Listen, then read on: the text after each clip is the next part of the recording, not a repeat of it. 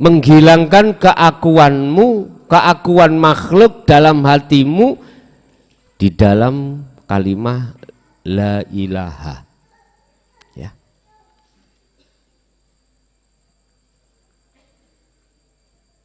La ilaha. Bersihkan hatimu dari keakuan-keakuan makhluk dalam hati kita yang segala-galanya. Yang punya keinginan, hilangkan. Jangan kau akui tatkala muncul keinginan apapun. Kalau itu keinginan Anda, lepaskan. Itu namanya zikir nafi. Lah, zikir isbat nanti dengan sendirinya akan muncul. Artinya penetapan atas kebenaran yang tidak bisa dibantah dengan apapun. Otomatis Allah. Illallah. Muncul dengan sendirinya dalam hatimu kebenaran. Itu Anda harus lakukan setiap napasmu. Sebab napas ini akan membawa dan mengiringi terhadap iradah dan kudrah, terhadap keinginan atau wujud keinginan yang kami sebut dengan kudrat pada jasmani. Bapak Ibu, kalau bahasa kita ngomong berat, ya berat. Berat. Tapi ingat satu hal, prinsip. Seberat apapun beban yang kita angkat, itu manakala yang mengangkat Allah. Apa jadi berat bagi Allah? Enggak. Kita di dunia itu Bapak Ibu, secara lahir banyak beban, lebih-lebih seorang laki-laki, seorang suami. Ar-rijalu qawwamuna 'alan nisa, bahwasanya setiap manusia, setiap suami itu menjadi satu pemimpin dalam rumah tangga. Berarti secara mutlak nasib anak dan istri itu ada di pundakmu. Dan nasib itu ada dua hal, nasib dunia dan nasib akhirat. Berarti nasib dunia berkenaan dengan man aroda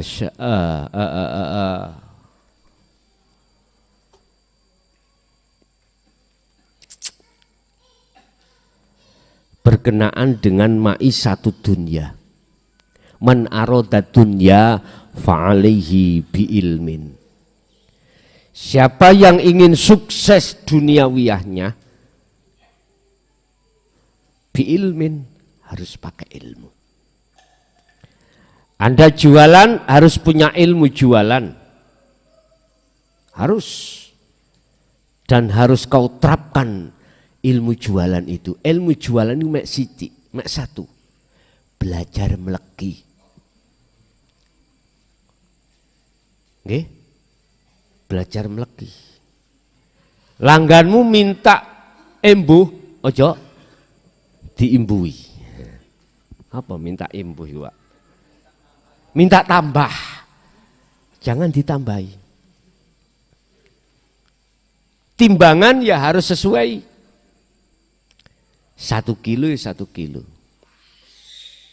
Jangan dikira ngurangi timbangan menjadi sukses. Kita enggak tahu. Di belakang kita curang. Gusti Allah akan menghadapi kebangkrutan.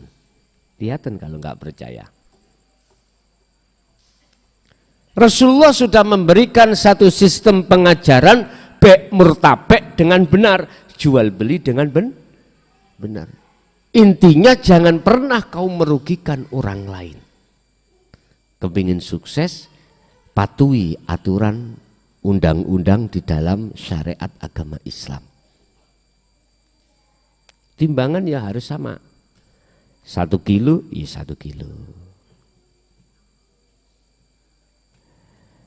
Makanya Anda aji-ajinya harus meleki. Tahu meleki ya men? Medit ya. Tapi beda dengan konteks dalam hati jenengan kalau ingin sodakoh. Beda lagi loh ya. Beda. Kalau bek murtabek harus meleki. Harus nih wajib. Sekilo ya sekilo. Tapi bila mana dalam hati sampan pingin sodakoh, lain lagi ditambahi 1 kilo 1 on, udah. Tapi Pak ada modelnya kayak uang itu loman tapi asli nih nggak teli. Loh iya, sama, sekilonya sama, tapi ono ganjel. Loh ada loh orang seperti culas, curang. Ada.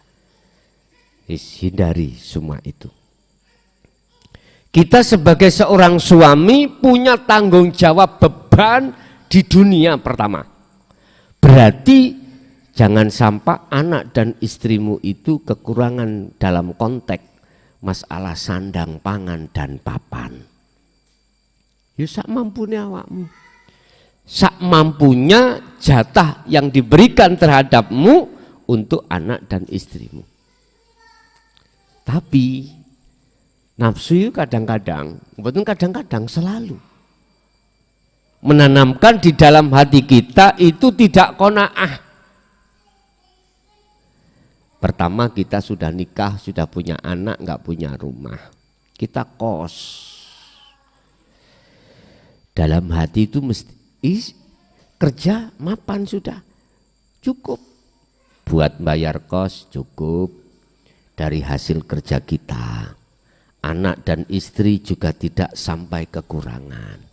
Walaupun tiap hari itu nasi jagung jangan lodeh iwak kelodok. Sing penting kan gak sampah kaliran cukup. Nafsu masuk. Ini kalau punya rumah sendiri itu kan jo enak. Anak istriku tiap hari tidak kelotok terus. Bisa suatu saat beli sayuran, capcay. Iya. Bisa tuku bakso, juga ya. Lewis mulai. Dan itu Allah pun nuruti. Bersamaan dengan itu nafsu kita masih terus mantau kita terus. Gampangane nafsu melok ndonga cak. Ndongakno sampai ndang punya rumah. Enggak taunya itu jebakan. Ini ahli hijab mesti Pak Kak Adik Kak. Kalau ahli syuhud beda lagi. Nanti ada 2 kategori ahli syuhud. Tinggal melihat posisi ahli syuhud itu ada di mana. Ada di fana, ataukah di kamil, ataukah di bakok. Bapak Ibu sudah dikasih Allah rumah, sak kuncinya sepi sekalian.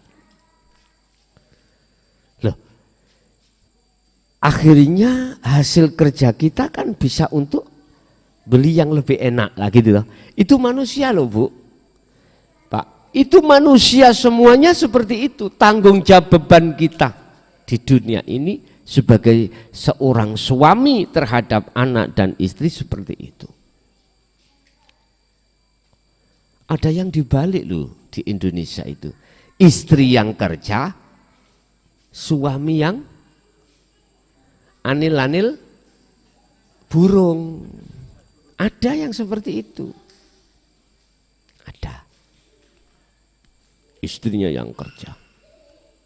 Itu di mana Pak? Adatnya di timbali. Adat sana. Walaupun kau jadi orang Bali, walaupun kau jadi orang Jawa, suku apapun, kalau agamamu Islam, kau sebagai seorang suami wajib membebaskan istri kamu untuk tidak kerja. Kamu yang harus bekerja. Itu jikalau kondisinya memungkinkan. Memungkinkan. Semuanya kan ada kecuali, Pak. Kecuali lah jenengan iku sudah coro tenaga sudah enggak kuat dan lain sebagainya. Bisanya wiritan tok, akhirnya jadi dukun gitu. Gak dukun loh, bahasa dukun itu kok ya sok kesarun. Ya jadi sang penolong. Nah, penolong orang lain ya. Jadi air didoain, dikasihkan yang sakit, Allah kasih sembuh. Lah, kecuali.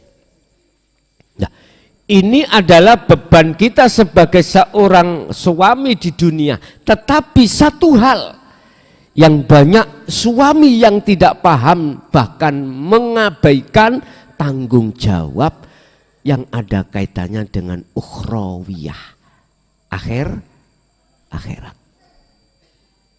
Ini kalau ahli syuhud paham sudah. Akhirnya anak dan istrinya diarahkanlah hatinya untuk hanya menyembah kepada Tuhan. Mesti diarahkan. Ini tanggung jawab sampean. Di akhirat itu tanggung jawab kita sebagai seorang suami hanyalah mengarahkan, mengajak supaya anak dan istri itu betul-betul melaksanakan ajaran dan perintah secara ukhrawiyah, yaitu ani'budullaha wastanibut tauhid. Mengarahkan ruhaniyah hanya menyembah, hanya mengabdi, hanya bersaksi, hanya beriman pada paham? Hanya pada kasep.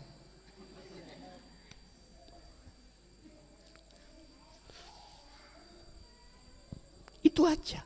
Wastanibut tauhid. Dan melarang pada istri dan suami ruhnya, hatinya untuk mengikuti tauhid, iman pada selain itu.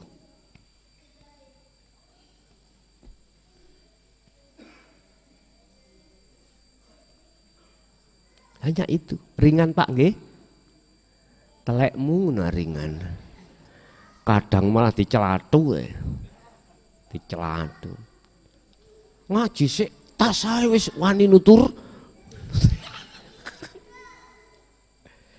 Aku iki pondokan ngono. Paham tentang kitab, paham tentang Quran, paham tentang hadis, macem-macem. Kamu iku kok kata selametno gelandang. Wis susahe awak dhewe nek bondo apa? Bondo dengkul ngene wis. Bondo dengkul ya seperti itu. Ya wis, ya sudah, kalau memang anak istrimu itu tidak mau, yang penting Anda sudah mengarahkan. Malah kadang gitu itu malah istri yang menjadi pemimpin tentang akhirat. Kadang-kadang ayo ngaji nang Jawa Baru maneh tak pegat kamu. Aduh kejemir. Dia nggak tahu kalau di hadapan dia itu intan yang paling mahal, mutiara yang berharga. Nggak tahu. Tapi dia campakkan, lah piye to Pak? Masa bisa melihat intan? Lah wong yang menyeliputi intan iku tai. Dia si suami melihat tainya, jadi nggak bisa melihat intan. Mestinya tainya disisih nasi, disingkirkan, dicucikan, baru kelihatan intannya. Mengapa dia mengatakan itu tai? Karena keluarnya dari silite silite ayam. Sesat iku, jari guruku iku sesat. Jangan kau ikuti. Heta, bagaimana kita dianggap sah makalah kita terhadap sesuatu yang sesuatu tidak pernah kita tahu. Enggak sah, Pak. Di mata Allah batal. Batal. Bapak Ibu hadirin jamaah rahimakumullah. Kembali kepada materi. Nafsu lebih mudah minta bagian ketika saat takdir enak daripada takdir tidak enak, alias nafsu susah itu masuk di dalam takdir yang enggak enak, alias qadhi, mohon maaf, untuk minta bagian terhadap golongan ahli syuhud. Fakot hanya satu. Nomor dua, sebagai motivasi kita yang kumpul di sini macam-macam tingkat ekonominya, lah gitu. Macam-macam tingkat ekonomi kita, Bapak Ibu. Khusus saya kasih motivasi, saran bagi kita yang di posisi ekonomi menengah ke atas, waspada. Dari makalah ini nafsu gampang minta bagian di posisi Anda. Gampang. Bentuk kewaspadaan sampean itu bagaimana? Istilah orang wajib kuda-kuda sebelum tarung. Wajib membawa payung sebelum hujan. Kita kembali kepada Al-Quran yang dikatakan sebagai pengikut Rasulullah yang selalu dalam jalur rahmati Allah, alladzina yadhkurunallaha qiyaman wa qu'udan wa ala junubihim. Posisi Anda di manakah? Situasi Anda di manakah? Beliau-beliau itu selalu meletakkan hati dalam zikir. Meletakkan hati dalam zikir. Udah itu aja. Kita tinggal memegang zikir aja. Memegang zikir pada Allah hanya itu. Khatal yakin sampai akhir hayatmu. Bahasa syariat sampai kau pindah alam. Kalau sudah pindah alam, gak mungkin kamu itu tidak gak selalu jadi satu sampai Allah. Enggak, selalu jadi Allah. Karena penghalangnya sudah tidak ada. Di dunia penghalangnya macam-macam. Kalau sudah is dead, lepas sudah. Katanya Bang Haji, bebas aku bebas.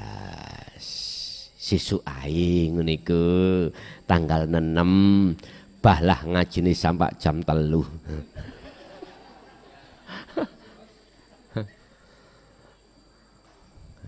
Sing ahli nyanyi silahkan menyanyi monggo, tapi ojo lali saweran. Relatif Pak, nyawer iku gak harus 50 atau 20, 1000, 2000 padha ae. Enggak, sing pentingnya nyawer. Dene sungkan 2000 ya diwadahi amplop ngono. Nanti cek kaget pemukule. Piro Cak? 2000. Ndak, nek orang Jawa Timur iku loman-loman kok. Loman-loman. Wis, Bapak Ibu hadirin, itu yang perlu kita waspadai, khususnya kita yang di posisi ekonomi menengah ke atas. Kalau ekonomi menengah ke bawah jenengan ahli syuhud tambah penak.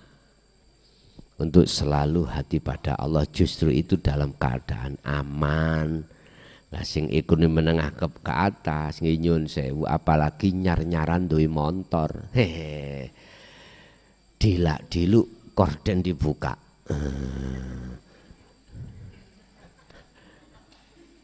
Si ono apa gak? Ora ning remote lho, Pak. Nek ana remote tekan jero, nek muni kluk-kluk, oh ada. Mbosok di remote gak muni. Gak ngerti yo, batune entek bingung, tawange jekekal. Dibuka, loh si ono, bingung. Yes. Itulah manusia, semuanya seperti itu ahli hijab. Gak saya, gak sampean, semuanya, ya. Kecuali ahli syuhud walaupun dia itu seperti itu akan bisa kembali lagi pada Allah. Oke. Bapak Ibu, itu apa yang bisa kami sampaikan dalam malam hari ini. Barangkali ada yang perlu ditanyakan, monggo kami persilakan.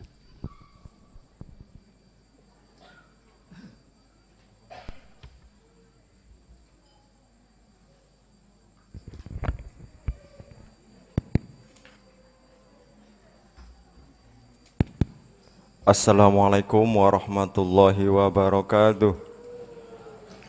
Gus, sebelumnya saya mohon maaf, saya mau bertanya. Apakah hakikatnya akhir zaman? Mohon penjelasannya. Terima kasih. Assalamualaikum warahmatullahi wabarakatuh. Apakah hakikatnya akhir zaman? Akhir iku pungkasan, zaman itu masa. Masa atau waktu. Ini dari mana saya menjawab, ada dua kacamata. Kalau kita memakai kacamata syariat, itulah yaumil kiamah. Datangnya hari kiamat. Yang tandanya dunia dan seisinya itu dihancurkan oleh Allah. Ini dunia seisinya dihancurkan oleh Allah. Tidak ada kehidupan apapun, tidak ada juga yang hidup kecuali Allah. Itu kacamata syariat sudah diajarkan mulai TK, SD, SMP, SMA, bahkan perguruan tinggi. Pancet ya kuwi, belecet bolan baleni maneh. Ya. Tapi kalau kacamata hakikat tidak seperti itu. Apa akhir zaman ini? Akhir di mana hatimu itu sudah meniadakan selain Allah. Otomatis sebelum sampai zaman itu ada prosesnya, Pak.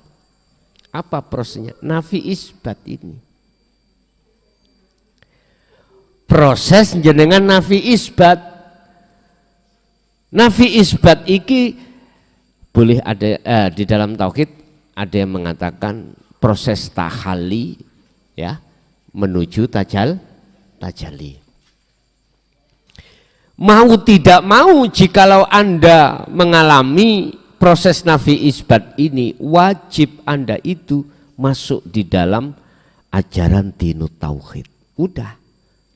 Sebab ini tidak diajarkan di SD, SMP, SMA, bahkan perguruan tinggi tidak.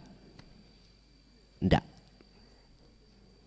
Artinya ini tidak disampaikan di dalam syariat. Tidak. Berarti kita wajib fattabi'uni, mengikuti Kanjeng Rasul di dalam ajaran dinut tauhid baru. Lalu kita ada perintah untuk nafi isbat ini. Disinilah proses penghancuran.